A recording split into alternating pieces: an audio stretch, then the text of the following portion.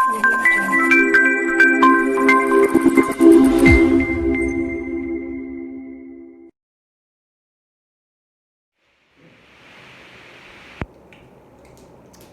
છો બેટા? મજામાં? All well? બધાને સરસ ભણી રહ્યા છે બેટા? અત્યારે પ્લાન્ટ ક્લાસિફિકેશન ચાલી રહ્યું છે અને આઈ હોપ કે જે ચાલી રહ્યું છે બેટા તમે સાથે સાથે ક્લિયર કરી રહ્યા છો, એમસીક્યુઝ પણ ક્લિયર કરી રહ્યા છો, એનસીઆરટી પણ તમે ક્લિયર કરી રહ્યા છો ડોક્ટર્સ. ઓકે બેટા, તો લાસ્ટ લેક્ચરમાં તમે લોકોએ શું જોયું? તો તમે લોકોએ પ્રોટિસ્ટાનું ઇન્ટ્રોડક્શન જોયું બેટા, બરાબર છે? પ્રોટિસ્ટામાં જે ઇન્ટ્રોડક્શન જોયું એ પ્રમાણે તમને ખ્યાલ આવી ગયો કે એની અંદર આપણે ડાયનોફ્લેજેલેટ્સ, લેક્ટેમ્સ, સ્લાઇમ મોલ્ડ, યુગ્લિનોઇડ્સ અને પ્રજીવાનો સમાવેશ કરીએ છીએ. ઓકે, તો હવે એ જે 5 અલગ અલગ જે વિભાગો કહીએ આપણે, કે જેના એક્ઝામ્પલ્સ કહીએ, વિભાગ તો નહીં પણ એક્ઝામ્પલ્સ કહીએ આપણે, તો એની આપણે ડિટેલમાં ચર્ચા કરવા જઈ રહ્યા છીએ. ઓકે બેટા, ઘણી બધી વસ્તુ મેં તમને પ્રોટિસ્ટાના ઇન્ટ્રોડક્શનમાં કહી દીધી છે અને બાકીની ઘણી બધી વસ્તુ હવે હું તમને કહેવા જઈ રહ્યો છું બેટા. ચાલો આવો મેદાનમાં. તો સૌથી પહેલાં એઝ આઈ સેડ કે આપણે કોની વાતો કરવા જઈ રહ્યા છીએ? ડાયનોફ્લેજેલેટ્સની વાતો કરવા જઈ રહ્યા છીએ ડોક્ટર્સ. ઓકે, તો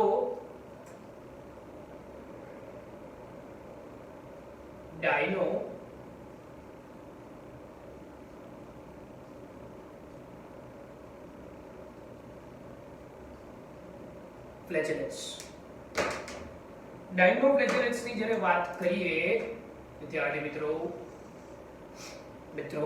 ડાયનોફ્લેજેલેટ્સની જ્યારે વાત કરીએ ત્યારે એની અંદર કયા કયા પોઈન્ટ્સનો સમાવેશ કરશું એ ચર્ચા કરીએ, પણ એની પણ પહેલા ડાયનોફ્લેજેલેટ્સની અંદર જે એક્ઝામ્પલ્સ આવશે એ એક્ઝામ્પલ્સના નામ એટલીસ્ટ તમને બેટા ખબર હોવા જોઈએ, બરાબર છે? તો ડાયનોફ્લેજેલેટ્સની અંદર જે એક્ઝામ્પલ્સના નામ આવે છે જરા એ પહેલાં હું તમને કહી દઉં છું. ઓકે, તો ધ્યાનમાં રાખીએ બેટા આપણે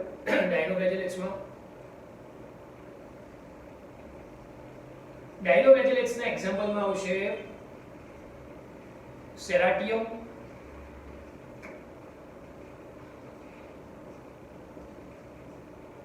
પાયરોસિસ્ટિસ,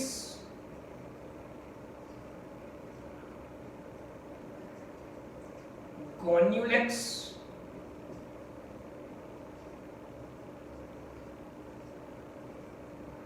જિમ્નોડિયમ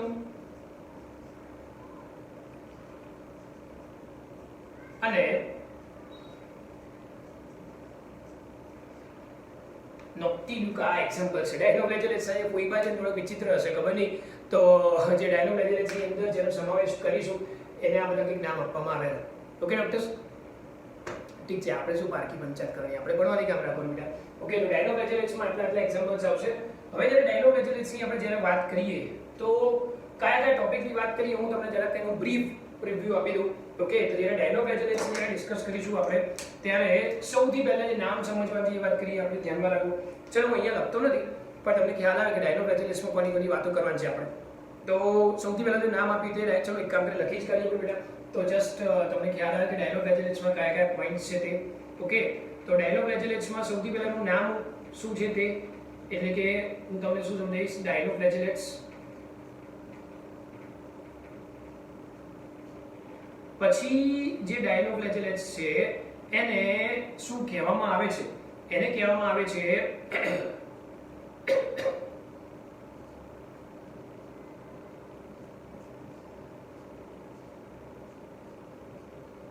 આર્મર્ડ અલ્ગી તરીકે એને ઓળખવામાં આવે છે. ડાયનોફ્લેજેલેટ્સ જે છે તે એને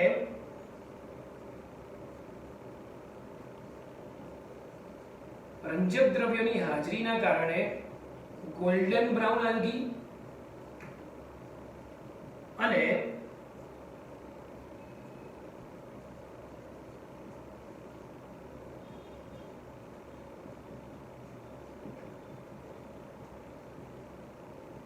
યલો બ્રાઉન આલ્ગી તરીકે ઓળખવામાં આવે. આ ઉપરાંત એને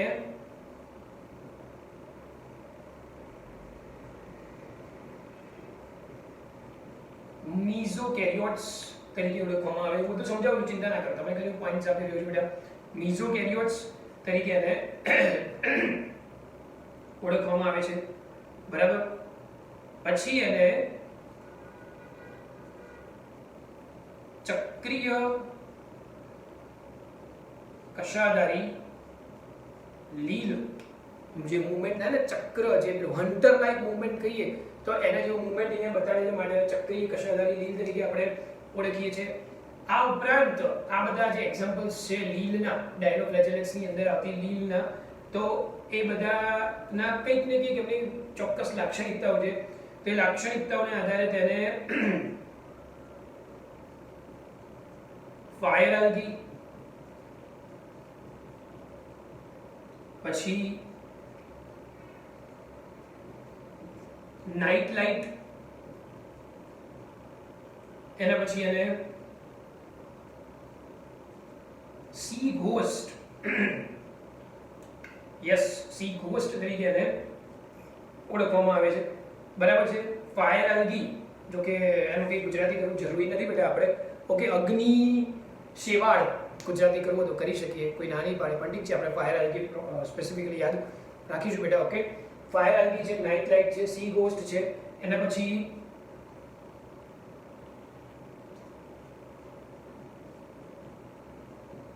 રેડ ટાઇડ, શું કહેશો બેટા તમે એને? રેડ ટાઇડ તરીકે આપણે ઓળખીએ. તો આવા કંઈક એને નામ આપવામાં આવે છે ડોક્ટર્સ. બસ આટલા પોઈન્ટ્સનું નાનું અમથું ડિસ્કશન છે, કંઈ ખાસ છે નહીં. તો તમને એમ કે આટલું બધું લખ્યું ભાઈ સર કે કંઈ ખાસ છે નહીં, રિયલમાં ખાસ નથી. તમે તો સમજશો બેટા એટલે તમને પોતાના આઈડિયા આવી જ જશે કે ખરેખર સર સાચું જ કહે છે, બરાબર છે, કે કંઈ ખાસ ખરેખર ટોપિકમાં છે નહીં ડોક્ટર્સ. ઓકે બેટા, ચાલો ભાઈ શરૂઆત કરીએ ડાયનોફ્લેજેલેટ્સની જે ચર્ચા છે તે. સૌથી પહેલા નામ આપ્યું ડાયનોફ્લેજેલેટ્સ. તો જે ડાયનોફ્લેજેલેટ્સ છે એનું તમે આપણે એક સિમ્પલ તમને ડાયાગ્રામ બતાવું છું.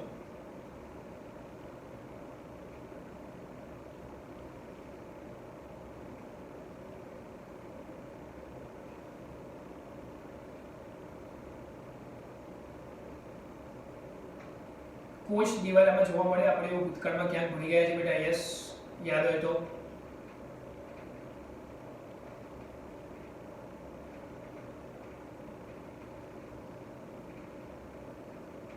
આ રીતે ડાયનોફ્લેજેલેટ્સ જોવા મળે. હવે કોષ દિવાલ જે છે ને આ રીતે તકતીમય ગોઠવાયેલી હોય તેવી રીતે ગોઠવાયેલી જોવા મળે. સેલ્યુલોઝની કોષ દિવાલ છે અને આ રીતે તકતીની માફક ગોઠવાયેલી છે. આમ જાણે જોઈએ સળંગ કોષ દિવાલ હોય તો એને અમારી રીતે તકતીમય પ્લીટેડ સેલ વોલ આપણે કહી શકીએ. પ્લેટ એટલે તકતી.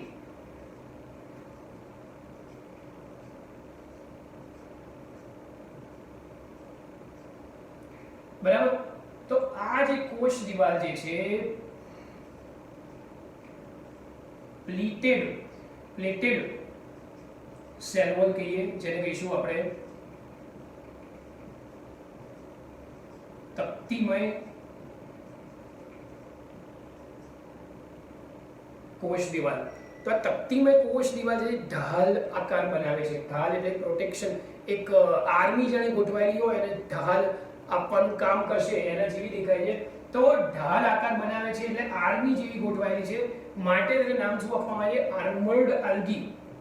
તકતીમય કોષ દિવાલ ધરાવે છે જે ઢાલ જેવો આકાર બનાવે છે, માટે એને આર્મર્ડ આલ્ગી, ઢાલ આકારની છે માટે નામ શું આપવામાં આવે છે? આર્મર્ડ આલ્ગી તરીકે ઓળખવામાં આવે છે. બીજું, હવે આ જે કોષ દિવાલ છે એ કોષ દિવાલની અંદર આ રીતે એક કશા જોવા મળી. કેવી કશા છે? ઊભી એટલે કે આયામ કશા. અને બીજી જે કશા જે છે તે આડી એટલે કે અનુપ્રસ્થ કશા જોવા મળે. મતલબ કે કશાની સંખ્યા કેટલી આવી બેટા? 2 કશાની સંખ્યા આવી. ધેટ્સ વ્હાય એનું નામ શું પડ્યું? ડાયનો એટલે 2, ફ્લેજેલેટ્સ એટલે કશા, ફ્લેજેલા કશા આપણને ખબર છે. ધેટ્સ વ્હાય એનું નામ શું આપવામાં આવ્યું? ડાયનોફ્લેજેલેટ્સ. આર્મર્ડ આલ્ગી કેમ કહેવામાં આવે એ તમને સમજાય. અને એટલે અહીંયા જે કશા જે છે ખરેખર અનુપ્રસ્થ કશા જે છે એ ખરેખર આ રીતે જોવા મળે. અનુપ્રસ્થ કશા આ રીતે જોવા મળે ને એના કારણે આપણે કહી શકીએ કે જે કશાનું હન્ટર લાઇક મૂવમેન્ટ જે કહીએ આપણે, ચક્રીય મૂવમેન્ટ જે કહીએ છીએ તે જોવા મળે છે. ધેટ ઇઝ વાય એને નામ આપવામાં આવે છે ચક્રીય કશાધારી લીલ. ચક્રીય કશાધારી લીલ. ઓકે, તો તમને ખબર પડે. સિમ્પલ પોઈન્ટ્સ આવી રહ્યા છે બેટા. ક્લિયર? ચલો આગળ વધીએ. એની અંદર હવે ડાયનોફ્લેજેલેટ્સ છે, લીલ છે, તો ઓબ્વિયસલી એની અંદર બેટા રંજક દ્રવ્ય તો આવેલા હોય જ, કોઈ ના નહીં પાડે એમાં. તો એની અંદર વાત કરીએ છીએ આપણે, તો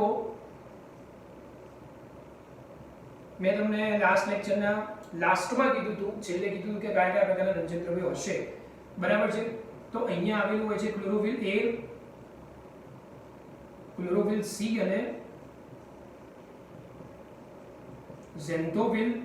ઝેન્થોફિલમાં પછી બે પ્રકારના ડાયનોઝેન્થોફિલ અને ડાયડિનોઝેન્થોફિલ. ડાયનોઝેન્થોફિલ અને બીજું કયું બેટા બોલો તો ડાયડિનોઝેન્થોફિલ.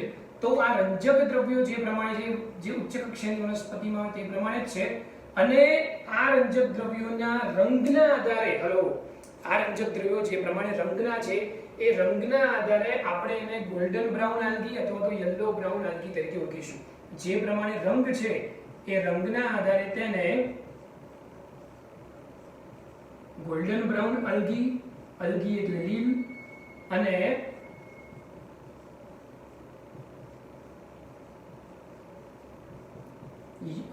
યલો બ્રાઉન આલ્ગી તરીકે ઓળખવામાં આવે છે બેટા. ઓકે, તો તમને ધીમે ધીમે પોઈન્ટ્સ ખબર પડી રહ્યા છે. ગોલ્ડન બ્રાઉન આલ્ગી ખબર પડી ગઈ, યલો બ્રાઉન આલ્ગી ખબર પડી ગઈ.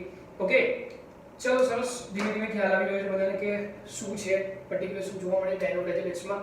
પછી જે ડાયનોફ્લેજેલેટ્સ છે, ડાયનોફ્લેજેલેટ્સનું જે કોષ કેન્દ્ર છે, સૌથી પહેલા તો એનું જે કોષ કેન્દ્ર નોર્મલી એકકીય હોય. સાંભળજો, કોષ કેન્દ્ર કેવું છે? એકકીય. તો આનું જીવન ચક્ર પણ કેવું થશે? એકકીય, એટલે કે એકવિધ જીવન ચક્ર. મતલબ કે આનું કોષ કેન્દ્ર શું છે? n જોવા મળ્યું. મતલબ કે એકવિધ જીવન ચક્ર જોવા મળશે. પણ ધ્યાનમાં રાખવાનું આમાં પણ અપવાદ છે. અપવાદમાં મેં ઓલરેડી એક્ઝામ્પલ લખી કરી છે. નોક્ટિલ્યુકા, ક્યુલા નહીં, નોક્ટિલ્યુકા, એમાં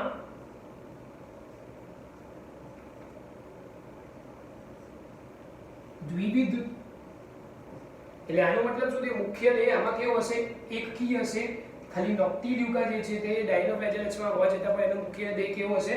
દ્વિવિધ હશે, એટલે કે 2n હશે. પહેલો તો આ પોઈન્ટ આવી ગયો બેટા. હવે પોઈન્ટ એ છે કે જે આનું કોષ કેન્દ્ર છે એકકીય છે, સાથે સાથે તેમાં કોષ કેન્દ્ર જે છે તેમાં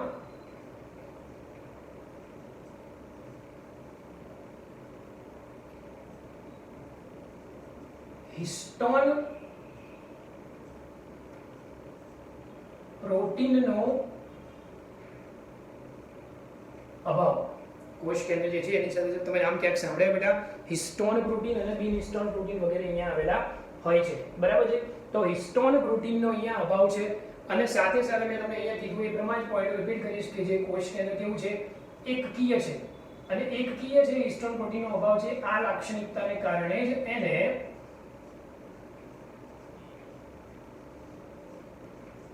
મીઝોકેરિયોટ્સ, તમને એમ કહેવાય આ લાક્ષણિકતાને મીઝોકેરિયોટ્સ કીધું. એનો મતલબ શું? તમે તો ગોખાવડાવો છો યાર. ના, ગોખવા નથી બેટા. આપણે શબ્દ સાંભળ્યો છે પ્રોકેરિયોટ્સ એટલે કે આદિકોષ કેન્દ્રી, યુકેરિયોટ્સ એટલે કે સુકોષ કેન્દ્રી. મીઝોકેરિયોટ્સ એટલે આદિ અને સુકોષ કેન્દ્રની વચ્ચેનો આવશે કંઈક મધ્યકોષ કેન્દ્રી. ગુજરાતી નહીં થાય, પણ અમુક લાક્ષણિકતાઓ આદિકોષ કેન્દ્રની આવે, અમુક લાક્ષણિકતાઓ જે છે તે સુકોષ કેન્દ્રની આવે. તો જ્યારે સુકોષ કેન્દ્રીય હોય એનું જે કેવું હોય? એકકીય હોય. પણ સુકોષ કેન્દ્રી જે છે એમાં હિસ્ટોન પ્રોટીન આવેલું, આમાં આવેલું હોતું નથી. તો આ લાક્ષણિકતા પ્રોકેરિયોટની આવી, આ લાક્ષણિકતા યુકેરિયોટની આવી. એટલે આને આપણે વચ્ચે ક્યાંક મૂકવામાં આવે છે. વચ્ચે ક્યાંક એની લાક્ષણિકતા તરીકે કન્સિડર કરીએ છીએ, જેને કહેવામાં આવે છે બેટા મીઝોકેરિયોટ્સ. બરાબર છે? તો ધેટ્સ વાય એને આપણે કઈ કેટેગરીમાં મૂકીએ છીએ? કેટેગરાઇઝ કરીએ છીએ મીઝોકેરિયોટ્સ તરીકે આપણે એને ઓળખીએ છીએ. તો આપણને આ પોઈન્ટ પણ ખબર પડી ગઈ મીઝોકેરિયોટ્સ અને કેમ કહેવામાં આવે છે તે. ઓકે, મગજમાં ક્લિયર થઈ રહ્યું છે બેટા? ઓકે, હવે એક્ઝામ્પલ્સમાં પર્ટિક્યુલર સેરાટિયમ બાયોસિસ્ટિસ એની કે ડિટેલમાં વાતો નથી કરવાની. જેમ કે અહીંયા જે એક્ઝામ્પલ્સ આપ્યા છે એની થોડી ઘણી વાતો કરીએ આપણે. તો સોરી, જેમ કે જિમ્નોડિયમ અને ગોન્યુલેક્સ.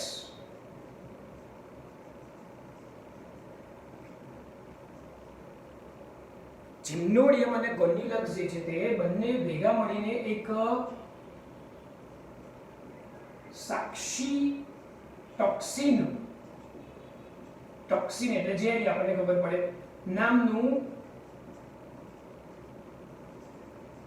ઝેરી દ્રવ્ય ઉત્પન્ન કરે જે મનુષ્યમાં પેરાલિસિસ કરે છે. તો એક પોઈન્ટ એમસીક્યુની દ્રષ્ટિએ અગત્યનો થશે બેટા. દરેકે દરેક જે લીલ છે એક્ઝામ્પલ છે ને એ એક્ઝામ્પલની અગત્યતા ગણો, એની સ્પેસિફિક કેરેક્ટરિસ્ટિક ગણો કે શું નુકસાન કરે શું ફાયદો કરે. એ પોઈન્ટ છે ને એક્ઝામમાં એમસીક્યુમાં પૂછવા માટે એ લોકોના ફેવરિટ હોય છે. આ બધા પોઈન્ટ્સ પૂછે એના કરતાં એમને એ બધા પોઈન્ટ પૂછવા વધારે ગમતા હોય છે. કેમ? કારણ કે તમે જે તે ટોપિકને પ્રેક્ટિકલી કેટલું સમજ્યા છો. આ ઠીક છે થિયોરિટિકલ વસ્તુ થઈ, પણ આ તમારું જે નોલેજ થયું એ પ્રેક્ટિકલ નોલેજ થયું કે હા આ લીલ વિશે અને આટલું ખબર છે, એની ઉપયોગિતા ખબર છે, ફાયદો ખબર, ગેરફાયદો ખબર છે. તો એ પોઈન્ટ તમને પ્રોપરલી ખબર હોવો જોઈએ બેટા. ઓકે, તો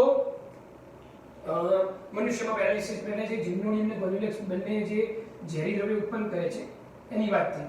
ગોન્યુલેક્સની સ્પેસિફિકલી વાત કરીએ આપણે તો ગોન્યુલેક્સ જે છે તે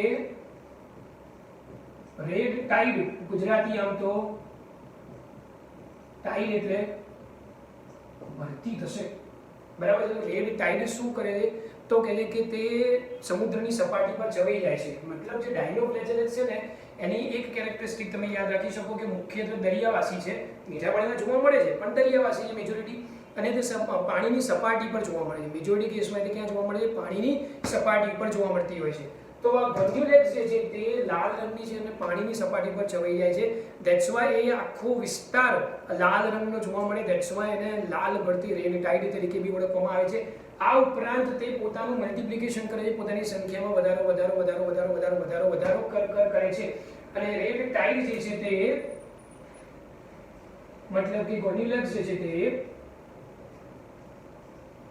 વોટર બ્લૂમ માટે જવાબદાર છે, જેને ગુજરાતી શબ્દ કહેવો તો કહી શકો છો જલ પ્રસ્ફુરણ. આપણે અલ્ગલ બ્લૂમ જે તે સમય જોયું હતું, યાદ કરો બેટા.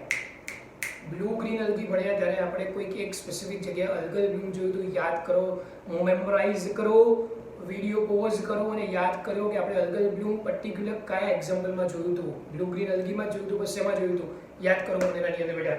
તો એ અલ્ગલ બ્લૂમ છે, વોટર બ્લૂમ છે, જલ પ્રસ્ફુરણ માટે તે જવાબદાર છે. કોની વાત કરી બેટા? ગોન્યુલેક્સની વાત કરી, જીમ્નોનિયમની વાત થઈ ગઈ, ગોન્યુલેક્સની વાત થઈ ગઈ. તો એ પોઈન્ટ ઓફ વ્યૂથી તમે જોવો છો ડોક્ટર્સ, તો તમને રેડ ટાઇડ નો પોઈન્ટ અહીંયા ખબર પડી ગઈ ડોક્ટર્સ. ઓકે, એના પછી જોઈએ છે તો નોક્ટિક્યુલા આપણને મળે. ક્યાં છે? અહીં નોક્ટિક્યુલા કેમ શબ્દ યાદ આવે? નોક્ટિલ્યુકા, બરાબર બેટા. તો જે નોક્ટિલ્યુકા જે છે, સાંભળજો, નોક્ટિલ્યુકા જે છે જે તે સમયે જે ખલાસીઓ હતા, ખલાસી મતલબ કે જે દરિયામાં હોડી કે જહાજ કે વહાણ લઈને જાય છે તે, તો એ ખલાસીઓ જ્યારે પોતપોતાના વહાણ લઈને જતા હતા તો દૂર એમને કંઈક ચમકતી વસ્તુ દેખાતી હતી. અને ચમકતી વસ્તુ જે તે સમયે એમને એવું લાગતી હતી કે ઘોસ્ટ છે, ભૂત છે, પ્રેત છે, ઘોસ્ટ. તો એ શરૂઆતના તબક્કે એમને એવું લાગતું હતું, પણ ખરેખર જે લીલ છે જે ચમકતી દેખાતી હતી, ધેટ્સ વાય એમને નોક્ટિલ્યુકા જે જોવા મળતી હતી ખરેખર નોક્ટિલ્યુકા હતી, પણ એ નોક્ટિલ્યુકાને નામ શું આપવામાં આવ્યું? સી ઘોસ્ટ તરીકે ઓળખવામાં આવ્યું. નોક્ટિલ્યુકા જે છે બેટા એને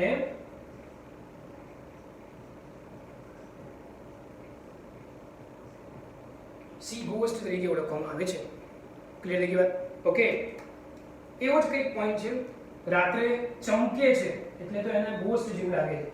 દાખલા તરીકે ડાયનોફ્લેજેલેટ્સ એવું સમજો તમે, બરાબર. ડાયનોફ્લેજેલેટ્સમાં કોષ રસ છે અને કોષ રસમાં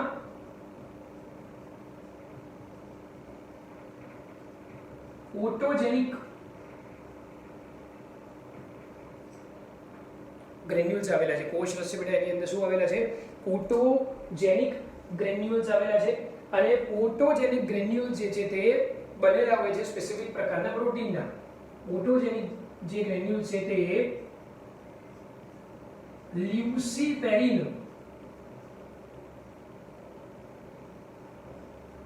પ્રોટીનના બનેલા હોય છે. તમે લખો કે તે લ્યુસીફેરેઝ નામનો એન્ઝાઇમ ઉત્પન્ન કરે છે. લ્યુસીફેરિન પ્રોટીન લ્યુસીફેરેઝ નામનો એન્ઝાઇમ ઉત્પન્ન કરે છે.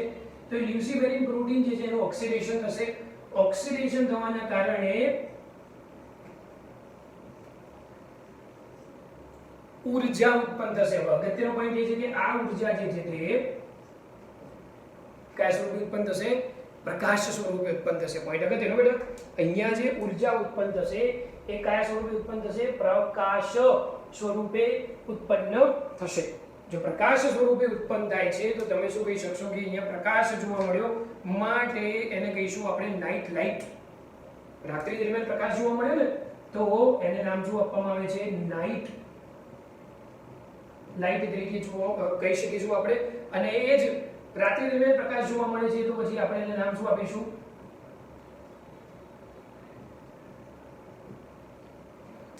વાયરંગી. તો રાત્રિ દરમિયાન આજે પ્રકાશ જોવા મળે, રાત્રિ દરમિયાન કોઈક વસ્તુ ચમકે એવું કોઈ એક્ઝામ્પલ યાદ આવે છે? આગિયો, ખ્યાલ છે? હું સાંભળ્યું છે? યસ, બધાએ સાંભળ્યું છે. આ પાડો બધા, ચલો આ પાડો. તો રાત્રિ દરમિયાન ચમકે છે, તો આગિયો જે છે રાત્રે ચમકે છે. તો આ બી લાક્ષણિકતા કે એવી થઈને એ લાક્ષણિકતાને જૈવ સંદિગ્ધતા કહેવામાં આવે છે. બાયોલ્યુમિનન્સ.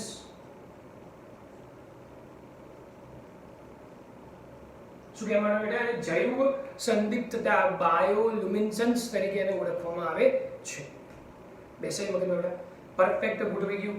તો ડાયનોફ્લેજેલેટ્સ વિશે આટલી જે નાની અમથી ઇન્ફોર્મેશન મેં તમને આપી બેટા, એ તમારે ધ્યાનમાં રાખવાની. સિમ્પલ જ છે, મેં તમને કીધું છે બેટા. ઓકે, તમે આટલા પોઈન્ટ્સ યાદ રાખો, મેજોરિટી કેસમાં બધું યાદ આવશે. આટલું તમે ધ્યાનમાં રાખો, plus NCERT line to line વાંચી લો એટલે કામ તમારું પતી ગયું બેટા. ઓકે, તો ડાયનોફ્લેજેલેટ્સ જે છે આ સાથે જ આપણે પૂરું કરીએ. નેક્સ્ટ ડાયનોફ્લેજેલેટ્સ પછી આપણે શું જોઈશું બેટા? ડાયટેમ્સ જોઈશું. ચલો ધ્યાન રાખો. યસ બેટા, તો આપણે ડાયટેમ્સની વાત કરીએ. ડાયટેમ્સ જે એકચ્યુઅલી એક્ઝામ્પલ છે, એનો જે વિભાગ કહીએ એ વિભાગનું નામ છે ક્રાઇસોફાઇટા.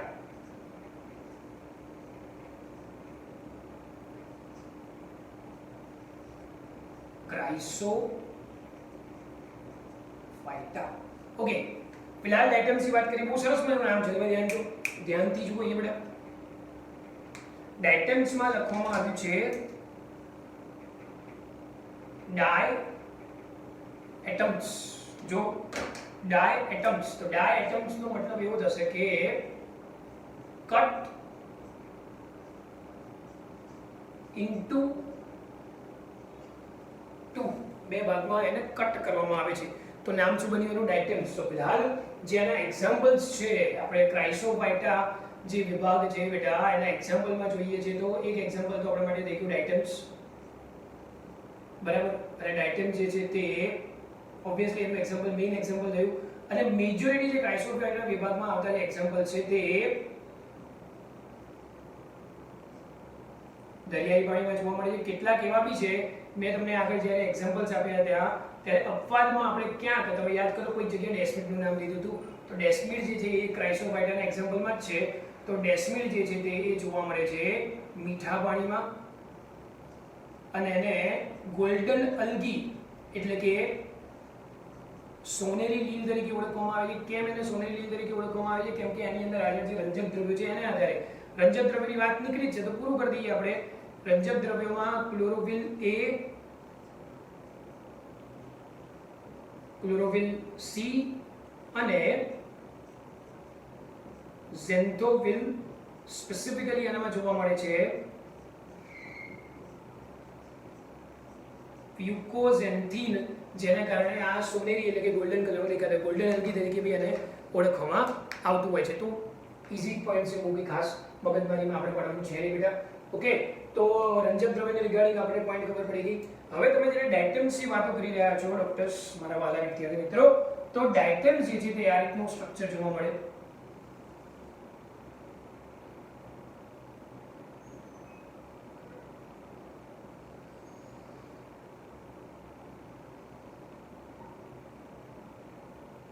સાદું મૂકીએ ને તો કેવી રીતે ઢાંકીએ છીએ આપણે? બસ ઓલમોસ્ટ તમે એવું વિચારી શકો. અને એને ડબલ લાઈનમાં તમારે બતાવી દેવાનું બેટા.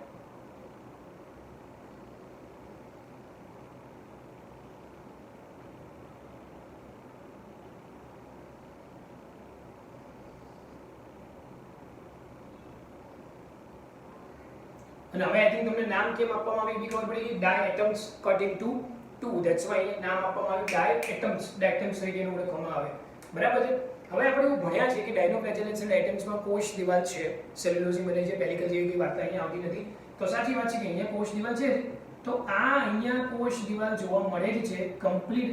એના જે બે ભાગ, મતલબ કે કોષ દિવાલ જે છે, કોષ દિવાલ જે છે અહીંયા કમ્પ્લીટ સેલ્યુલોઝની બનેલી છે. કોઈ જ ના નહીં પાડે, સત્ય હકીકત છે એમાં બેટા, કોઈ પણ બે મત નથી એમાં. હવે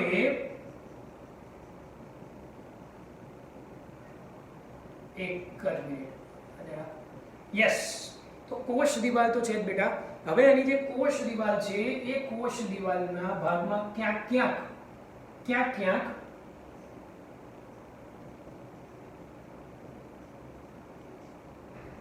સિલિકા ખૂપેલી હોય છે. સિલિકા ખૂપેલી હોય છે તો એ પોઈન્ટ ઓફ વ્યૂથી જોઈએ તો રેતીના કણો ખૂપેલા હોય છે. તો જ્યારે પણ આ ડાયટેમ છે દરિયામાં મેજોરિટી જોવા મળશે અને ત્યારે મૃત્યુ પામે છે તો કોષ દિવાલ જે છે તે એઝ ઇટ ઇઝ એના સ્વરૂપે જોવા મળે છે, કારણ કે તે મેજોરિટી કેસમાં રેતીની બનેલી હોય છે. તો જ્યારે મૃત્યુ પામે છે તો બાકીના જે એનું જે બોડી દેહ જે છે તે તો નાશ પામે છે, પણ કોષ દિવાલ એઝ ઇટ ઇઝ જોવા મળે છે. તો એ કોષ દિવાલ એઝ ઇટ ઇઝ જોવા મળી છે. કોષ દિવાલ શેની બનેલી હોય છે? સિલિકાની બનેલી હોય છે. કોષ દિવાલ એઝ ઇટ ઇઝ જોવા મળે છે, જે સિલિકાની બનેલી હોય છે બેટા. ઓકે, તો જે સિલિકાનો બનેલો ભાગ એઝ ઇટ ઇઝ રહે છે, સમજો, સિલિકાનો બનેલો ભાગ એઝ ઇટ ઇઝ રહે છે, એ ભાગને ડાયટેમ યુક્ત પૃથ્વી, ઇંગ્લિશમાં એકચ્યુઅલી એપ્રોપ્રિએટ વર્ડ છે, જલ્દી ખબર પડે, ડાયટેમિયસ અર્થ. શું કહેવાય? ડાયટેમિયસ અર્થ કહેવાય. આપણે એને ડાયટેમ યુક્ત પૃથ્વી કહીશું, અથવા તો એને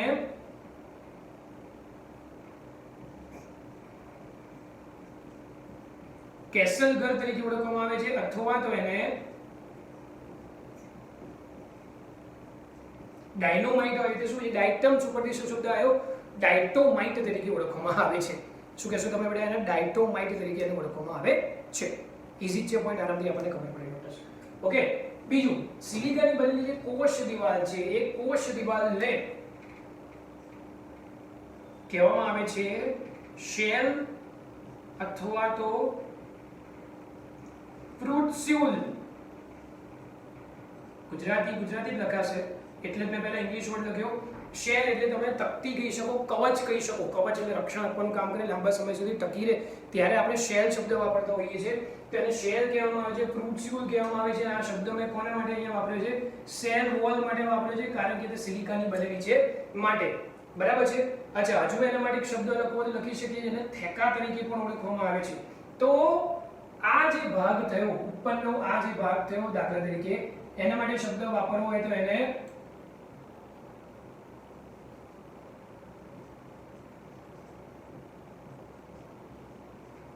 એપિથેકા કહેવાય. આને નીચેનો ભાગ છે એટલે એને હાઇપોથેકા કહેવાય. એપી અને હાઇપોથેકા જે છે એને કમ્બાઇનલી આપણે શું કહી શકીશું? થેકા કહેવાય. એને જ શેલ કહેવાય, એને જ ફ્રુટસ્યુલ તરીકે એને ઓળખવામાં આવે છે. ઓકે, ખ્યાલ આવે? બધા ઈઝી પોઈન્ટ છે, બહુ આરામથી ઈઝી જે દેખાય આકૃતિમાં આપણે યાદ રાખવાનું, બીજું કંઈ છે નહીં બેટા. હવે શું થયું અહીંયા? હવે થાય છે એવું કે આ જે ડાયટેમ્સ છે એ સપાટી ઉપર તરે છે. સપાટી ઉપર તરે છે. કારણ શું તરે છે? કારણ કે તે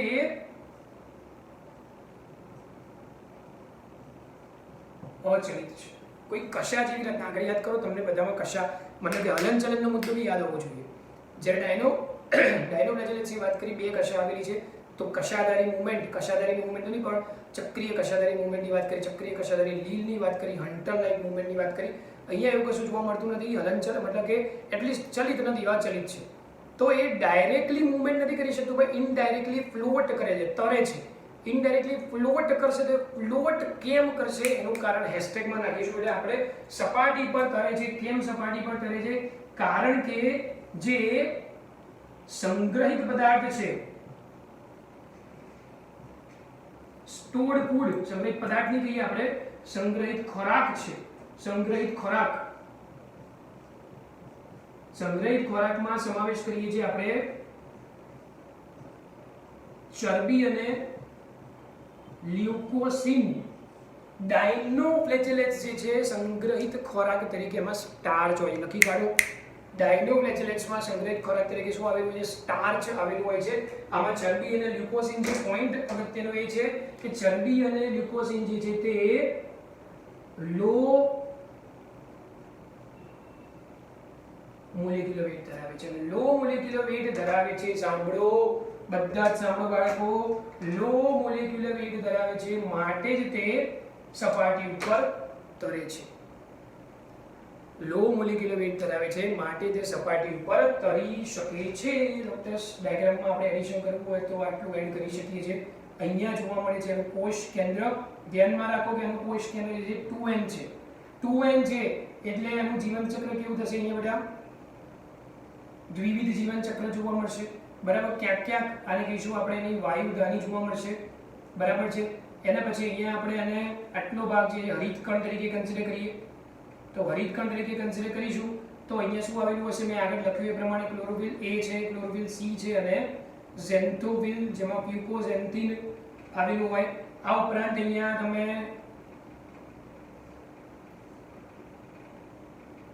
ચરબી અને લ્યુકોસિન કહી શકો કે જેનો અહીંયા ખોરાક સંગ્રહ થતો હોય છે. સંગ્રહિત ખોરાક અહીંયા આવેલો હોય છે બેટા. બેસે મગજમાં ઈઝી પોઈન્ટ્સ અહીંયા આવી રહ્યા છે. ઓકે બેટા. તો આટલું ધ્યાન રાખે. ડાયટેમ સ્વિચ છે. ડાયટેમ સ્વિચ છે હેશટેગમાં અગત્યનો જોરદાર ખતરનાક પોઈન્ટ આવેલો છે કે તે દરિયાના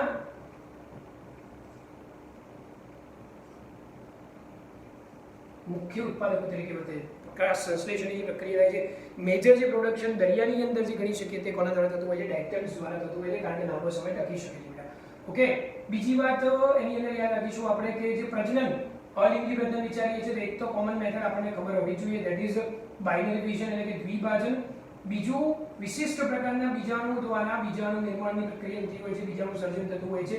અને અહીંયા જે બીજાણુ છે એને નામ આપવામાં આવે છે ઓક્ઝોસ્પોર. આપણને ખબર હોવી જોઈએ કે સ્પોર એટલે બીજાણુ.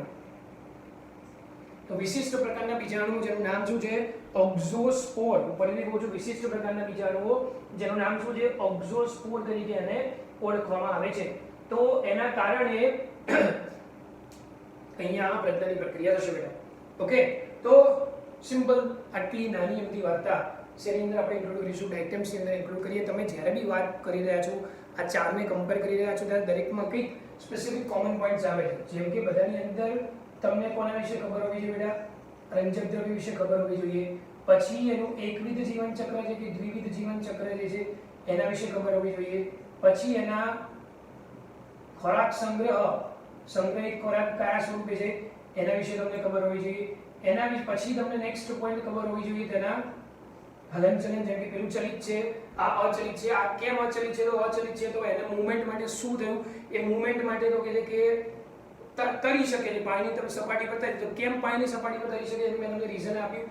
તો આ રીતના કમ્પેરેટિવ મોડથી એમસીક્યુ નીટની પ્રિપરેશન બેટા જ્યારે બી કરતા હોઈએ ને આપણે તો હંમેશા જ્યારે કમ્પેરેટિવ મોડથી યાદ રાખીએ છીએ ને તો બહુ જ આપણને ફાયદો કરી આપે છે. કોઈ પણ ઘટના તો નહીં, કોઈ પણ ટોપિક, કોઈ પણ થિયરી જ્યારે આપણે કમ્પેરેટિવ મોડમાં યાદ રાખીશું તો આપણને બહુ જ ઇઝીલી ખબર પડે. ઓકે બેટા. ઠીક છે. ચલો તો અહીંયા બે એક્ઝામ્પલ્સ મેં પૂરા કરેલા, એન્ડોફ્લેજેલેટ્સ અને ડાયટેમ્સ. આગળ વધીએ ધીમે ધીમે ડોક્ટર્સ. ચલો ધ્યાન રાખો. યસ બેટા. તો પછી આપણે યુગ્લિનોઇડ્સની શરૂઆત કરીએ. આપણે બે એક્ઝામ્પલ પૂરા, બે એક્ઝામ્પલ બાકી છે. ઓકે. તો ઝડપથી આપણે કામ પૂરું કરીએ. તો યુગ્લિનોઇડ્સ, હવે આપણને ખ્યાલ છે કે યુગ્લિનોઇડ્સના એક્ઝામ્પલમાં આપણને ખ્યાલ જ છે બેટા, નામ જ આપણા માટે જાણીતું છે. શું આવે? યુગ્લિના આવશે. બરાબર. આપણે ભૂતકાળમાં ઈસવીસન પૂર્વે ક્યાંક ભણી ગયા છે ડોક્ટર્સ કે યુગ્લિના જે છે તે વનસ્પતિ સૃષ્ટિ અને પ્રાણી સૃષ્ટિને જોડતી કરી જવું ખ્યાલ છે આપણને. કારણ કે વનસ્પતિની જેમ તે પ્રકાશ સંશ્લેષણ બી કરે છે અને પ્રાણીઓની જેમ જે તે સૂક્ષ્મ જીવને અંતઃગ્રહણ કરવાની પણ ક્ષમતા ધરાવે છે. આવી વાત આપણે પહેલા થઈ ગઈ છે બેટા. ઓકે. તો જે યુગ્લિના જે છે તે આપણે એવું કહીએ કે તે પ્રકાશ સંશ્લેષી છે, એટલે કે તે વનસ્પતિ સંપોષણ ધરાવે છે. આપણે આવી વાત પહેલા થઈ ગઈ છે. વનસ્પતિ સંપોષણ આ પણ શબ્દ આપણા માટે જાણીતો છે અને એની આ લાક્ષણિકતાને કારણે આપણે એને ક્યાં મૂકીએ છીએ? વનસ્પતિ સૃષ્ટિમાં મૂકીએ છીએ. આ ઉપરાંત તમને મેં પ્રોટિસ્ટાનું ઇન્ટ્રોડક્શન આપ્યું તો તેને યાદ કરો કે ડાયનોફ્લેજેલેટ્સ અને ડાયટેમ્સમાં કોષ દિવાલ છે. આમાં એટલે કે યુગ્લિનોઇડ્સમાં, સ્લાઇમ મોલ્ડમાં અને પ્રજીવમાં જે છે એમાં કોષ દિવાલ નથી, પણ પેલિકલ એટલે કે છાદી નામનું આવરણ આવેલું છે. મતલબ કે એની એક કેરેક્ટરિસ્ટિક શું થઈ ગઈ ડોક્ટર્સ? કે તેમાં કોષ દિવાલ ઘેરા છે. અને મેં તમને હમણાં કીધું એ પ્રમાણે કે જ્યારે એને પ્રકાશ નહીં મળે ત્યારે તે સૂક્ષ્મ જીવને અંતઃગ્રહણ કરવાની ક્ષમતા ધરાવે છે. મતલબ કે તે પ્રાણી સંપોષણ પણ ધરાવે છે. અચ્છા, ધ્યાન એ રાખીશું કે આ કોષ દિવાલ ઘેરા છે, પ્રાણી સંપોષણ જે છે તે રેર કન્ડિશનમાં જોવા મળે, વનસ્પતિ સંપોષણ જે છે તે મોસ્ટલી જોવા મળશે. બીજી વાત તો એની આ બંને જે કેરેક્ટરિસ્ટિક છે કે કોષ દિવાલ ગેરહાજર અને પ્રાણી સંપોષણ છે, એના કારણે એને કેમ મૂકવામાં આવે છે? પ્રાણી સૃષ્ટિમાં, મતલબ કે વનસ્પતિ સૃષ્ટિ અને પ્રાણી સૃષ્ટિ બંનેમાં એને મૂકવામાં આવે છે. માટે આપણે એને બંનેને, મતલબ કે વનસ્પતિ સૃષ્ટિ અને પ્રાણી સૃષ્ટિની આપણે જોડતી કડી કહી શકીએ. જોડતી કડી કહી શકીએ. બહુ સિમ્પલ વાત છે બેટા. ઓકે, યુગ્લિનાની વાત થશે આ. ઓકે, યુગ્લિના જે છે તે બીજા બધા સિમ્પલ પોઈન્ટ્સ લઈએ આપણે. મેં તમને કીધું કે પ્રકાશ સંશ્લેષણ કરશે, વનસ્પતિ સંપોષણ છે, બરાબર છે. તો પ્રકાશ સંશ્લેષી છે, તો પ્રકાશ સંશ્લેષી કેમ છે? તો કે જે કે રંજક દ્રવ્યો, પ્રકાશ સંશ્લેષી રંજક દ્રવ્યો, અને ભૂતકાળમાં વાત થઈ એ પ્રમાણે આમાં રંજક દ્રવ્યો આવેલા છે. ક્લોરોફિલ A છે, ક્લોરોફિલ B આવશે. અત્યાર સુધી આગળના બે ડાયનોફ્લેજેલેશન આઇટમ્સમાં રંજક દ્રવ્યો ક્યાં લીધા હતા? ક્લોરોફિલ A, ક્લોરોફિલ C અને ઝેન્થોફિલ, બરાબર.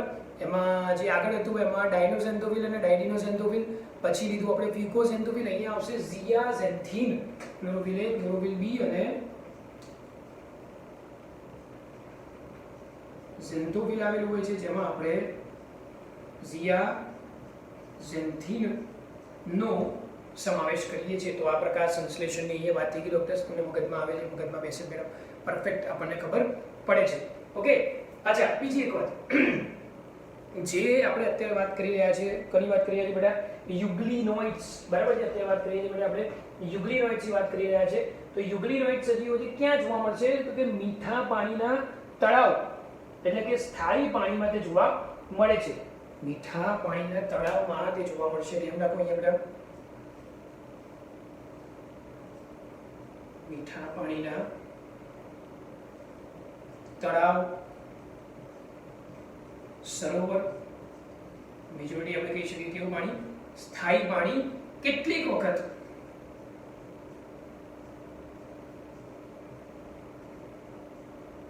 તે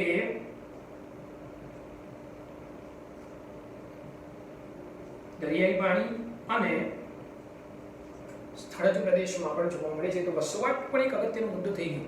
જેમ કે ડાયનોફ્લેજેલેટ્સની વાત કરો છો તો મુખ્યત્વે દરિયાવાસી છે, એવું એનસીઈઆરટીમાં લખેલું છે, તો આપણે યાદ રાખીશું બેટા, બરાબર છે.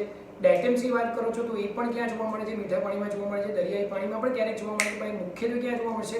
મીઠા પાણીમાં જોવા મળશે નહીં, બંને જગ્યાએ ટૂંકમાં જોવા મળે છે. ઓકે, તો એ ડાયટેમ્સની વાત થઈ. અને યુગ્લિનોઇડ્સમાં મેં તમને લખ્યું એ પ્રમાણે વાત કરશું બેટા. ઓકે, તો તમે જ્યારે કમ્પેરેટિવલી વાત કરી રહ્યા છો ત્યારે તમારે બેટા વસવાટનો પોઈન્ટ પણ કમ્પેરેટિવલી તમને ખબર હોવી જોઈએ. ઓકે ડોક્ટર્સ, તો ધ્યાનમાં રાખો તમે.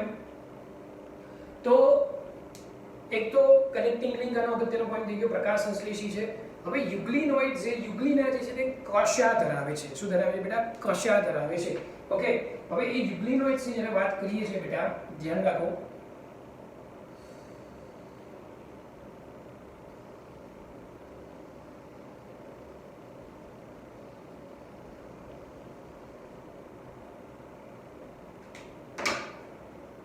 તો આ જે વિસ્તાર જે છે એને કહેવામાં આવે છે સંગ્રાહક, રિઝર્વિયર કહેવાય. શું કહીશું આપણે એને? સંગ્રાહક કહેવાય. સંગ્રાહક જે છે એનો મૂળ આ થયું, બરાબર. તો એના સિવાયનો જે વિસ્તાર છે એને ઘેરીને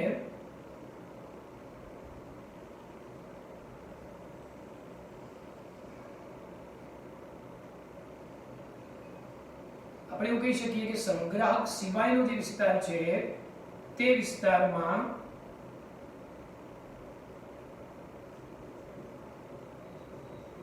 પેલિકલ, જેને કહેવાય છાડી નામનું આવરણ આવેલું હોય છે. આ ઉપરાંત જોવા જઈએ તો રૂટિન, જે લિપોપ્રોટીન બનેલું કોષરસ સ્તર જોવા મળે છે. હવે જે સંગ્રાહક નામના વિસ્તારની વાત થઈ બેટા, એ સંગ્રાહક નામના વિસ્તારમાં જ શું આવેલી છે? કશા આવેલી છે. શું છે બેટા? કશા છે. અચ્છા, તો આ જે છે તે કશા થશે, મતલબ કે આ જે કેવી છે? એક્ટિવ કશા છે, એક્ટિવ ફ્લેજેલા છે, મતલબ કે સક્રિય કશા છે, બરાબર છે. આ પણ ધ્યાન રાખો બધા ભેગા મળીને, આ પણ કશા જ છે, પેલી એક્ટિવ છે તો આ પેસિવ છે. એક્ટિવ સામે હંમેશા પેસિવ શબ્દ ના આવે બેટા. અહીંયા તમે ઇનએક્ટિવ કહેશો, નિષ્ક્રિય કશા અહીંયા આવેલી હોય છે. આ ઉપરાંત શરૂઆતના ભાગે અહીંયા પ્રકાશ સંવેદી રચના આવેલી હોય છે. ફોટો સેન્સિટિવ આપણે કહી શકીએ, આઈ સ્પોટ જેને કહેવામાં આવે છે. આઈ સ્પોટ તરીકે તમે એને ઓળખી શકો છો. પ્રકાશ સંવેદી રચના આની અંદર આવેલી હોય છે. હવે બીજો એક પોઈન્ટ અહીંયા આવેલું છે પેલિકલ. પેલિકલ જે છે પ્રમાણમાં સ્થિતિસ્થાપક છે, ફ્લેક્સિબલ છે, આવું એનસીઈઆરટી માં લખેલું છે. અને આમાં કોષ દિવાલ નથી, એ બી આપણને ખબર છે બેટા. હવે કોષ દિવાલ આનામાં નથી, બરાબર, જે રિજિડ હોય.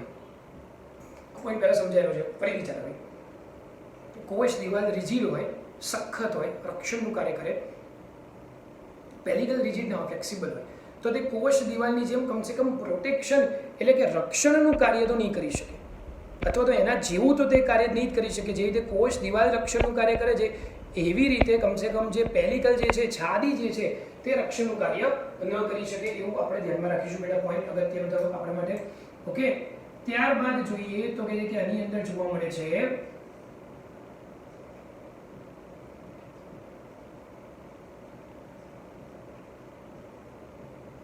લખો તમે આકુંચક રસધાની, તો કહે કે જલ નિયમનનું કાર્ય કરશે. આકુંચક રસધાની કયું કાર્ય કરશે? જલ નિયમનનું કાર્ય કરશે. આ ઉપરાંત જોવા જાવ છો બેટા તો ઓબ્વિયસલી કોષ કેન્દ્ર જોવા મળશે. અહીંયા એન એટલે કે હેપ્લોન્ટિક લાઈફ સાયકલ જોવા મળશે, બરાબર છે. તદુપરાંત તમે સમજી જ શકો છો, કંઈ નવું નથી આમાં મારા માટે, કે તમારા માટે શું જોવા મળશે? હરિતકણ જોવા મળશે, રંજક દ્રવ્ય જોવા મળશે, જેની અંદર આ પ્રમાણેના રંજક દ્રવ્યો આવેલા હોય છે. જેની અંદર આ પ્રમાણેના રંજક દ્રવ્યો આવેલા હોય છે. ઓકે બેટા, તો બહુ જ તમને જે મેજોરિટી ડાયાગ્રામ્સમાં મેં તમને બતાવેલું છે બેટા, એ ડાયાગ્રામનું જ તમે એવું માનો કે તમે ડિસ્ક્રિપ્શન કરી રહ્યા છો. ડાયાગ્રામમાં જે તમને દેખાઈ રહ્યું છે બેટા, એનું જ મેં તમને અહીંયા ડિસ્ક્રિપ્શન તમારી આગળ કરેલું છે. કશું બાકીનું મેં અહીંયા નવું કીધું નથી. ઓકે બેટા, તો સિમ્પલ પોઈન્ટ્સ તમારી આગળ આવી રહ્યા છે. કમ્પેરેટિવ મોડમાં તમે ધીમે ધીમે આગળ વધી રહ્યા છો, બરાબર. હરિતકણ છે, તો હરિતકણના લીધે જે સંગ્રહિત ખોરાક જે છે, તે સંગ્રહિત ખોરાકનું નામ અહીંયા આવશે પેરામાઇલમ, જે ખરેખર સ્ટાર્ચનું જ કન્વર્ઝન છે.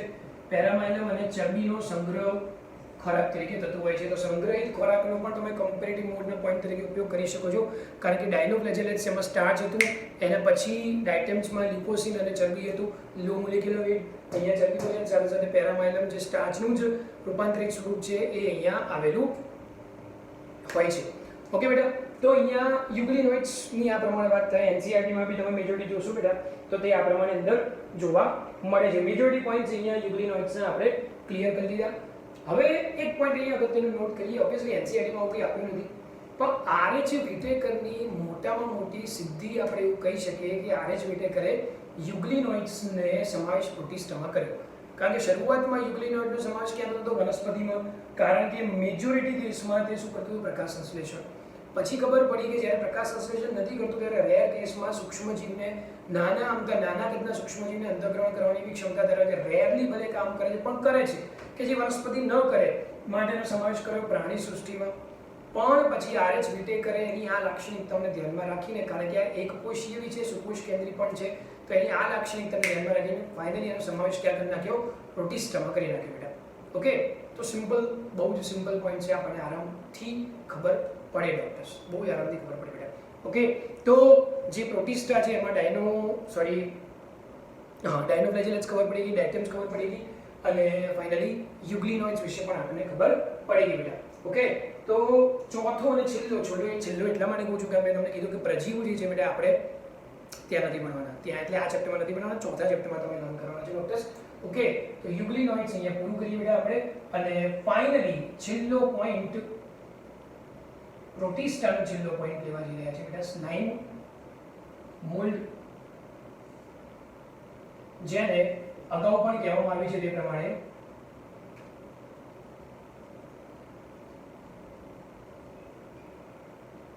ફોલ્સ ફંજાઈ તરીકે એને ઓળખવામાં આવે છે. ઓકે બેટા, તો સ્લાઇમ મોલ્ડ સૌથી પહેલા આનું નામ કેમ આપ્યું? સિમ્પલ વસ્તુ છે ને ડોક્ટર. સ્લાઇમ એટલે શું? શ્લેષ્મીય મોલ્ડ. તો એની આસપાસ શ્લેષ્મીય આવરણ ધરાવે માટે શ્લેષ્મીય મોલ્ડ એટલે કે સ્લાઇમ મોલ્ડ તરીકે ઓળખવામાં આવે. શ્લેષ્મીય આવરણ ધરાવશે માટેનું નામ શું આપશો? સિમ્પલ, બહુ જ સિમ્પલ પોઈન્ટ છે. શ્લેષ્મીય મોલ્ડ એને આપણે કહીશું. કોલ્સ ફંજાઈ કૂટ ફૂગ અસત્ય ફૂગ કૂટ ફૂગ તરીકે આપણે એને ઓળખીએ. બરાબર છે. તો કૂટ ફૂગ કેમ કીધું સમજો. ફૂગ હોય તો શું છે? કોષ દિવાલ હોય. આનામાં કોષ દિવાલ છે જ નહીં. આનામાં કોષ દિવાલ છે જ નહીં. ઓલરેડી હું કહી ચૂક્યો છું કે આમાં પણ શું જોવા મળશે? પેલિકલ જોવા મળશે. ઓકે. હવે આ જે સ્લાઇમ મોલ્ડ છે એ સ્લાઇમ મોલ્ડ જે છે તે અંતઃચૂષણ છે અને માટે તે વિઘટક છે. સાથે સાથે તે ક્યાં જોવા મળે છે? સડી ગયેલા પર્ણો અને ડાળીઓ પર જોવા મળશે. મતલબ કે તે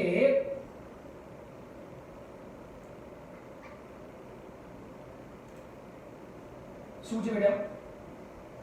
મૃતોપજીવી છે. સડી ગયેલા પર્ણો ડાળીઓની ઉપર જોવા મળે છે, મૃતોપજીવી છે. તો આપણે એવું કહી શકીએ છીએ કે તે કાર્બનિક ખોરાક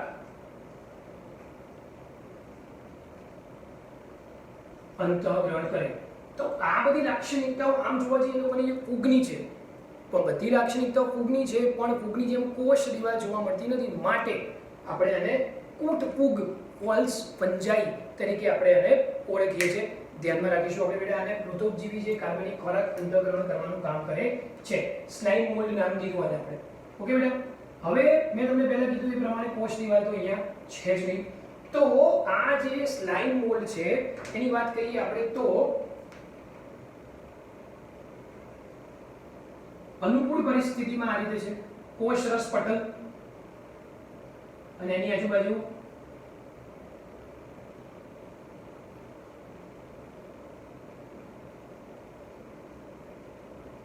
શ્લેષ્મીય આવરણ. અંદરની બાજુ આવેલા છે આ બધા. આ ક્યારની વાત કરી છે ડોક્ટર્સ? જ્યારે અનુકૂળ પરિસ્થિતિ છે ત્યારે. તો અનુકૂળ પરિસ્થિતિમાં આ બધા દેખાઈ રહ્યા છે. શું છે? અનુકૂળ પરિસ્થિતિમાં જે દેખાઈ રહ્યા છે બેટા બધા એના કોષ કેન્દ્રો છે. ઓકે. તો અનુકૂળ પરિસ્થિતિમાં જે કોષ કેન્દ્ર જોવા મળ્યું, શ્લેષ્મીય આવરણ જોવા મળે છે. અને તમે આને હજુ બી જે પહેલા બતાવ્યું હતું એ આવશે એનું કોષ રસ સ્તર. કારણ કે પહેલા જ કહી ચૂક્યો છું કે આમાં કોષની વાતો છે નહીં બેટા. તો અગત્યનો પોઈન્ટ જોરદાર હેશટેગમાં મૂકવાનો પોઈન્ટ બેટા ધ્યાનમાં રાખીશું આપણે કે અનુકૂળ પરિસ્થિતિમાં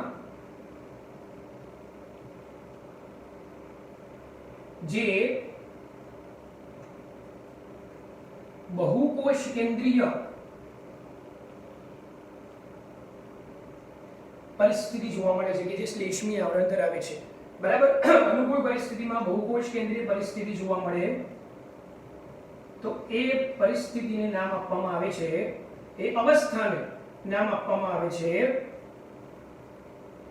પ્લાઝ્મોડિયમ. કન્ફ્યુઝન ના થવું જોઈએ કારણ કે તમે જ્યારે પ્રજીવની વાતો કરવાના છો ભવિષ્યમાં, નજીકના ભવિષ્યમાં અમીબા, પેરામીશિયમ, પ્લાઝ્મોડિયમ નામના પ્રાણીની વાત કરવાના છો બેટા. ત્યાં પણ પ્લાઝ્મોડિયમ શબ્દ છે, અહીંયા પણ પ્લાઝ્મોડિયમ જ શબ્દ છે. પ્લાઝ્મોડિયમ અહીંયા કોને કીધું? એક બહુકોષ કેન્દ્રીય પરિસ્થિતિ છે, એક અવસ્થા છે. પરિસ્થિતિ કરતા અવસ્થા શબ્દ વધારે એપ્રોપ્રિએટ રહેશે. તો બહુકોષ કેન્દ્રીય અવસ્થા છે પણ point to be noted your honour કે એ અનુકૂળ પરિસ્થિતિ છે, બહુકોષ કેન્દ્રીય અવસ્થા છે. પણ સ્પેસિફિકલી હું ક્યારે વાત કરું છું? અનુકૂળ પરિસ્થિતિમાં જોવા મળે છે એવી અવસ્થા છે. અનુકૂળ પરિસ્થિતિમાં બહુકોષ કેન્દ્રીય પરિસ્થિતિ જોવા મળે, અવસ્થા જોવા મળે જ્યારે કોષ દિવાલ ન હોય. બોલો આ ચોપડ પર કેમ જરૂર પડી હમણાં કહું છું. તો આ જે અવસ્થા છે એને નામ શું આપવામાં આવે બેટા? પ્લાઝ્મોડિયમ તરીકે એને ઓળખવામાં આવે છે. શું કહેશો બેટા તમે એને? Plasmodium. So this is a most important part of slime mould. હવે સ્લાઇમ મોલ્ડમાં હજુ પણ આના કરતા બહુ જોરદાર મસ્ત મજાનો હેશટેગ વાળો પોઈન્ટ આવશે. ખાસ સરસ મજાનો પોઈન્ટ યાદ રાખશું એટલે આપણે તો ધ્યાનમાં રાખો. ચલો મજાનો પોઈન્ટ આવશે. સ્લાઇમ મોલ્ડનું જ્યારે જીવન ચક્ર આપણે તપાસીએ છીએ, નોર્મલ કન્ડિશન મેં તમને બતાવી કે ભાઈ નોર્મલ કન્ડિશન જ્યારે સ્લાઇમ મોલ્ડની હોય ત્યારે બહુકોષ કેન્દ્રીય પરિસ્થિતિ, એની આજુબાજુ સ્લાઇમ લેયર આવેલું હોય, બરાબર. તો આ વાત થઈ અનુકૂળ પરિસ્થિતિમાં. આ જે અવસ્થા છે એને આપણે કહી દઈએ વેજીટેટિવ બોડી, એટલે કે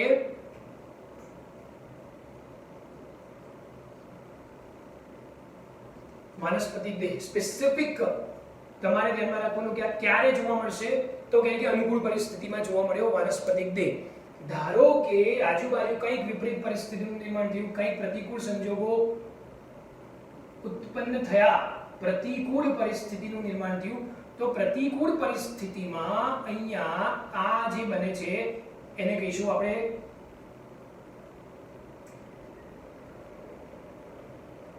શું બનશે બેટા? પ્રતિકૂળ પરિસ્થિતિ છે ડોક્ટર્સ, એમાં શું બન્યું આવ્યું? આને કહેવામાં આવે છે બીજાણુ ધાની. તમને એમ કે બીજા પ્રતિકૂળ પરિસ્થિતિ છે તો આજુબાજુ સ્લાઇમ લેયર નહીં હોય? ના, એ તો છે જ. પ્રતિકૂળ પરિસ્થિતિમાં પણ આજુબાજુ શ્લેષ્મી આવરણ છે. જેવી રીતે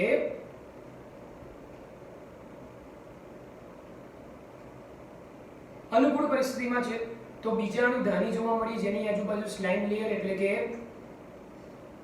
શ્લેષ્મી આવરણ છે. અચ્છા, એ બીજાણુ ધાની હું કહું છું, એની અંદર આવેલા છે આ શું છે બેટા? બીજાણુ. કઈ પરિસ્થિતિમાં જોવા મળે આ કન્ડિશન? બીજાણુ. બાય ધ વે, જેમાં વાનસ્પતિક દેહ કહેવામાં આવે છે, એવી રીતે એને ફળકાય કહેવામાં આવે છે, ફ્રૂટિંગ બોડી કહેવામાં આવે છે. એની અંદર ધ્યાન રાખો બધા જ. શું છે આ? શું છે આ? બોલે તો શું છે આ? બીજાણુ જોવા મળે છે. અગત્યનો પોઈન્ટ એ છે બેટા કે તે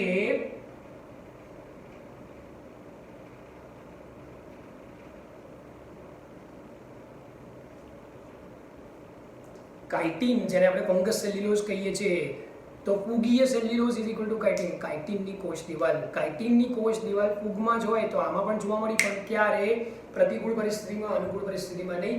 તો કાઇટિનની બનેલી હોય તેવી કોષ દિવાલ પ્રતિકૂળ પરિસ્થિતિમાં ફળકાય હોય ત્યારે જોવા મળે છે, જેથી કરીને એની અંદર બીજાણુઓ જે છે તે વર્ષો સુધી સચવાઈને પડ્યા રહે બેટા. તો એ કાઇટિનની બનેલી કોષ દિવાલ અહીંયા જોવા મળી, અને કાઇટિનની બનેલી કોષ દિવાલ જોવા મળશે, વર્ષો સુધી બીજાણુ સચવાઈને પડ્યા રહેશે.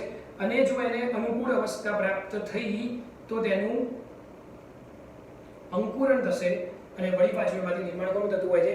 વાનસ્પતિક દેહનું નિર્માણ થતું હોય છે. યસ બેટા, આમાંથી કોનું નિર્માણ થતું હોય છે? વાનસ્પતિક દેહનું નિર્માણ થતું હોય છે. ઓકે, તો આઈ હોપ તમને ખ્યાલ આવી રહ્યો છે બેટા. સિમ્પલ બધી વાતો છે. જે બીજાણુઓની વાત કરી અહીંયા મેં સિમ્પલ, તો આ બીજાણુઓ જે છે તે હવા દ્વારા જનરલી એનું વિકરણ થતું હોય છે, હવા દ્વારા ફેલાય છે. ઓકે ડોક્ટર્સ, તો આટલી વાતો સિમ્પલ, આટલી સિમ્પલ બહુ કહી શકીએ આપણે. સિમ્પલ વાતો કોનામાં થશે બેટા? સ્લાઇમ મોલ્ડમાં થશે. એનસીઈઆરટી પ્રમાણે અગેન હું તમને કીધું છું, લાઇન ટુ લાઇન પરફેક્ટ વાંચી લેજો. જો આ રીતનું સમજી જશો તો એનસીઈઆરટી પ્રમાણે તમને આરામથી ખબર પડશે. તમને લોકોને આ જ થશે જો ભાઈ આને આ પ્રાણીએ હવે માર્કર મૂકી દીધી, હવે લેક્ચર પૂરો કરશે. યસ બેટા, આપણે લેક્ચર પૂરો કરીએ છીએ, વધારે ટાઈમ નથી લેતા. પણ શું પૂરું થશે? અહીંયા પ્રોટિસ્ટા પૂરું થશે. શું પૂરું થશે બેટા? અહીંયા પ્રોટિસ્ટા અહીંયા આપણે પૂરું જાહેર કરીએ છીએ. વેટેકની 5 સૃષ્ટિ વર્ગીકરણ છે, એમાંથી મોનેરા અને પ્રોટિસ્ટા પૂરી થઈ. ફૂગ, વનસ્પતિ અને પ્રાણી બાકી છે. પ્રાણી તો ઓલરેડી આપણું ચેપ્ટર અલગ જ થઈ જશે. ફૂગ અને વનસ્પતિ બંને જે છે સેકન્ડ અને થર્ડ ચેપ્ટર ભણવા છે. ડન છે બેટા? તો કંઈ નહીં, આપણે પ્રોટિસ્ટા સૃષ્ટિ પૂરી કરીએ. એનસીઈઆરટી પ્રમાણે લાઈન ટુ લાઈન જોવા માટે બેટા બધાને નમ્ર વિનંતી છે, પૂરું કરી દેજો બેટા. ઓકે, તો ફાઇનલી સભા સંપન્ન કરીએ ડોક્ટર્સ. ઓકે, નેક્સ્ટ લેક્ચરમાં શાંતિથી મળીશું. ચાલો, બાય.